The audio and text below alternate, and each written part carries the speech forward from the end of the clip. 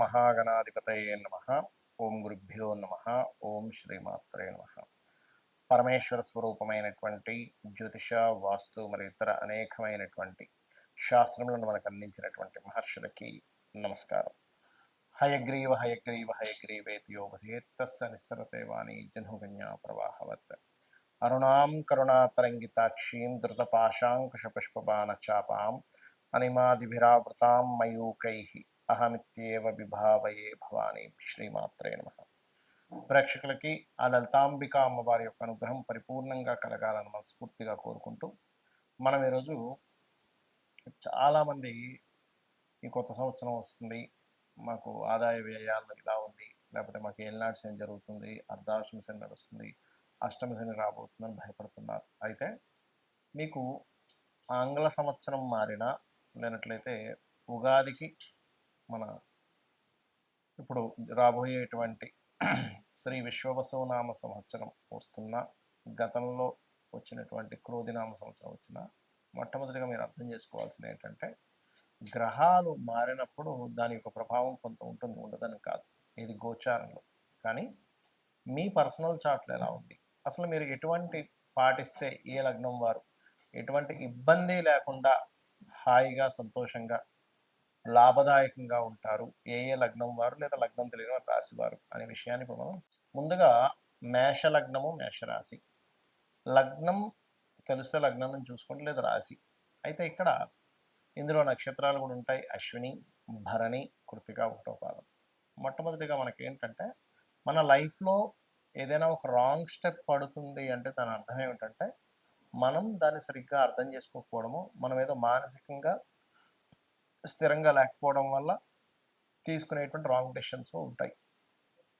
అలాంటప్పుడు మన జన్మ నక్షత్రం ఏదైతే అయిందో ఆ అధిష్టాన దేవతకు గనక మనం ధ్యానం చేసుకున్నట్లయితే రాంగ్ డెసిషన్స్ జరగదు. అందులో ముఖ్యంగా చూసుకుంటే మేషరాశిలో మనకి అశ్విని, భరణి, కృత్తిక, ఒకటో పాదం ఉంటుంది.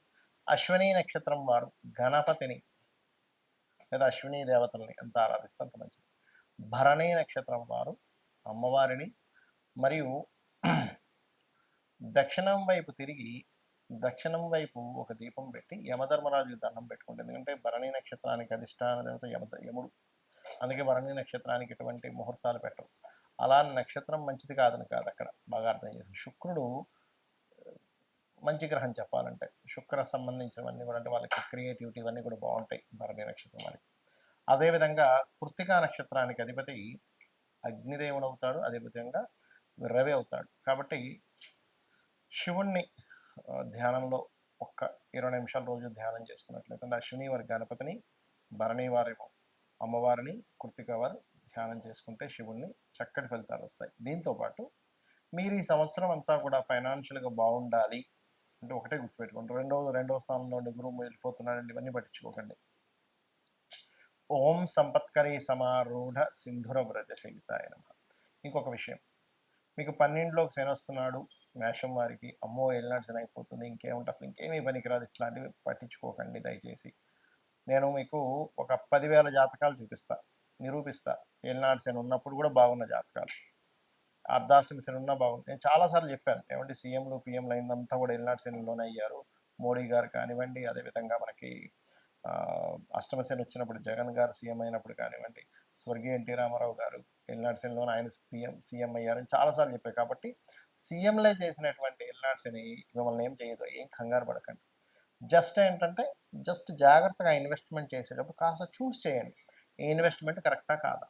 ఇది ఒక్కటి మీరు కనుక మైండ్లో కరెక్ట్గా పెట్టుకొని చేయగలిగితే మీరు అద్భుతాలు సృష్టించగలుగుతారు. అలాగే మేషం వారందరూ కూడా సూర్యుని ఎక్కువగా ఆరాధించారు. మరొకటి, ఇక్కడ మనకి కెరియర్ పాయింట్ ఆఫ్ వ్యూలో చూసుకుంటే కనుక దశమాధిపతి 12లోకి వచ్చేసాడు. భయం, అమ్మో 10వ అధిపతి 12లోకి వచ్చాడు, ఏమీ లేదు. దూర ప్రాంతానికి వెళ్తే ఉద్యోగం అద్భుతంగా ఉంటుంది. కొన్ని ఎక్కువ ఖర్చులు ఉంటుంటాయి, ఏమి కంగారు పడక్కర్లేదు. ఆ ఖర్చులు తగ్గడానికి గోశాలకు వెళ్ళి గోవులకు బెల్లం తినిపించండి. అంటే మీ యొక్క ఖర్చు గోశాలకు వెళ్ళి గోవులకు బెల్లం తినిపించడం ద్వారా, పిడికెడు బెల్లం దేశీవాలి గోవుకు తినిపించడం ద్వారా ఆ రూపంలో దోషం పోతుంది, గుర్తుపెట్టుకోండి. అంతేగాని ఏదో అయిపోతుంది, అమ్మో ఏదో అయిపోతుంది అనేటువంటి భయాల నుంచి ముందుకు బయటరండి. ఓం సంపత్కరీ సమారూఢ సింధుర వ్రజ సేవితాయే నమః అనే మంత్రం అద్భుతంగా మీకు ధనయోగాన్ని తెచ్చి పెడుతుంది. ఏ లగ్నం వాళ్ళైనా ఏ రాశి వారైనా సరే ఈ కొత్త సంవత్సరంలో బాగా కలిసి రావాలంటే కొన్ని సూత్రాలు పాటించండి. మీకు ప్రతిసారి ఎదురు చూస్తూ ఉంటారు ఈ సంవత్సరం నుంచి బాగుంటుందేమో, ఇంకో సంవత్సరం నుంచి బాగుంటుందేమో, ఇప్పటికైనా నా కష్టాలు పోతాయేమో ఎదురు చూడటం కాదు, కొన్ని పాటిస్తే ఖచ్చితంగా క్లియర్ అవుతాయి. ఏమిటవి అంటే, ఒకటి, ఈ గ్రహాల యొక్క ప్రభావం అంతా కూడా మన కర్మని ఆధారం చేసుకుని ప్రభావితం, అంటే అవి ప్రభావం చూపిస్తూ ఉంటాయి. అంటే మన కర్మ, పూర్వజన్మలో ఏ కర్మ చేశామో దాని ఆధారంగా పూర్వజన్మ కర్మ తొలగాలి అంటే మనకు శాస్త్రాలు చెప్తున్నటువంటిది గంధము, గంధముతో భగవంతుని పూజించాలి. గంధం వల్ల పుణ్యం పెరుగుతుంది అంటారు. ఏమిటంటే గంధం వల్ల పుణ్యం పెరగడం ఏమిటి అంటే, ఇందులో బయటకి బాహ్యంగా కనబడేటువంటిది మనకి గంధం అరగబావి చక్కగా మనం లం పృథ్వీ తత్వాత్మనే గంధం పరికల్పయామి అనేటివి మనం పూజ చేస్తూ ఉంటాం పంచోపచార పూజల్లో. కానీ ఇక్కడ దీని అర్థం ఏమిటంటే, గంధము దీనికి గురువు అధిపతి, గురువు జ్ఞానానికి అధిపతి, గుర్తుపెట్టుకోండి. అంటే మీకు గనక జ్ఞానం వచ్చినట్లయితే ఆటోమేటిక్గా పాపం తొలగిపోతుంది. మన శాస్త్రాలు కూడా ఇవే చెప్తున్నాయి, అంతే కదా. అంటే ఏమిటి, జ్ఞానయోగం చాలా గొప్పది అంటూ ఉంటుంది. అంటే నువ్వు జ్ఞానాన్ని సంపాదించుకో. గంధం ఎలా అయితే పూజ చేస్తావో గంధంతో పూజ చేయడం వల్ల జ్ఞానం పెరుగుతుంది. అంటే మనకి విచక్షణ పెరుగుతుంది, మనం ఏం చేస్తున్నాం ఏం చేయట్లేదు. అందుకని ఖచ్చితంగా గంధంతో పూజ చేయాలంటారు. అందుకే గంధము, ధూపము, దీపము, నైవేద్యము, పుష్పము, ఈ పంచోపచారాలు చేస్తుంటాం. అయితే ఇక్కడ నిత్యము ఉదయము సాయంత్రం ఒక దీపం పెట్టి ఒక్క 10 నిమిషాలు కూర్చొని చూడండి. మీ లైఫ్ ఏ సంవత్సరం వచ్చినా ఖచ్చితంగా మంచి మార్పు వైపు వెళ్తూ ఉంటుంది. ఇక రెండవ విషయం ఏంటంటే, మీకు దగ్గరలో ఆలయం ఏదైనా ఉన్నట్లయితే అందులో ప్రధానంగా మాకు శని యొక్క ప్రభావం ఎక్కువ ఉందండి, ఏలినాడు శని ఎక్కువగా ఉంది అనుకునేవారు ఒకటే చెప్తాను, ఆంజనేయ స్వామి ఆలయానికి వెళ్ళి చూడండి. లేదండి నాకు దగ్గరలో ఆంజనేయ స్వామి ఆలయం లేదు, చక్కగా స్కందుడి ఆలయం ఉంటుంది, సుబ్రహ్మణ్యేశ్వర స్వామి, లేదా అది కూడా లేదు కొన్ని గణపతి, అది కూడా లేదండి కనీసం రావి చెట్టు ఉందనుకోండి.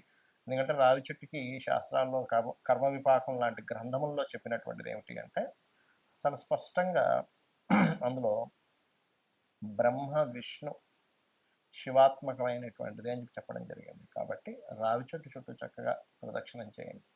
రావి చెట్టు వేప చెట్టు కలిసి ఉన్నదైనా పర్వాలేదు, లేదా నరసింహస్వామి ఆలయం అయినా పర్లేదు, లేదా అమ్మవారి ఆలయం. ఎందుకంటే ఒకే పరమాత్మ ఇన్ని రూపాల్లో ఉన్నాడు, గుర్తుపెట్టుకోండి. అయితే మరి ఇవే ఎందుకు చెప్పారండి, ఇంకా వేరేవి కూడా చెప్పొచ్చు కదా, ఇంకా చాలా ఉన్నాయి కదా అంటే, శని యొక్క ప్రభావాన్ని, మీ కర్మ యొక్క ప్రభావాన్ని తగ్గించేటువంటిది వీటికి ఉంటుంది. ఎందుకు అంటే, ఈ దేవతా ఆరాధనకి ఉష్ణ సంబంధించినటువంటి, ఫైరీ రిలేటెడ్ సంబంధించినటువంటి ఇప్పుడు ఆ తత్వం ఉంటుంది. ఇప్పుడు శని భగవానుడి యొక్క ప్రభావం ఉంది అనుకోండి ఉదాహరణకి, దాని గురించి టెన్షన్ పడకండి, చెప్తున్నాను ఆయన ఉదాహరణ. అది కోల్డ్, మీరు గమనించండి, ఎవరికైనా జన్మజాతకంలో శని ప్రభావం వారి మీద ఉందనుకోండి, వాళ్ళకి జలుబు చేయడం ఎక్కువగా, లేదా బద్ధకము, నీరసము, ఇవి ఎక్కువగా ఉంటుంటాయి కామన్గా.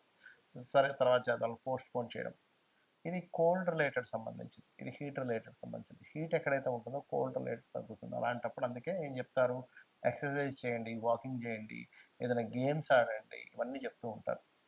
ఎందుకు అంటే దాని ప్రభావం పోవాలి, మార్స్ రిలేటెడ్ ఎనర్జీ పెరగాలి అనేటువంటి భావంతో. సో ఏదైనా ఆలయానికి వెళ్ళడం, గోశాలకు వెళ్ళి గోవులకి ఏదైనా తినిపించడము, ఏదైనా ఆలయంలో సేవాది కార్యక్రమాలు జరుగుతుంటే అక్కడికి వెళ్ళి మీ సేవ ఏదైనా చేయడం. ప్రత్యేకంగా ఇప్పుడు మనకి ఈ ఎండాకాలంలో చలివేంద్రాలు అవి పెడుతూ ఉంటారు, లేకపోతే ఒక చిన్న కుండ ఒకటి పెట్టుకుని వాళ్ళకి నీళ్ళు కావాలంటే కూడా ఇస్తూ ఉంటే కూడా పితృదేవతల యొక్క అనుగ్రహం కూడా కలుగుతుంది. పక్షులకి నీళ్ళని పెట్టడం, ఇవి చేశారంటే 100% మీది ఏ రాశైనా, ఏ లగ్నమైనా, ఏ నక్షత్రమైనా ఖచ్చితంగా మంచి ఫలితాలు మీరు పొంది తీరుతారు. శ్రీమాత్రే నమః.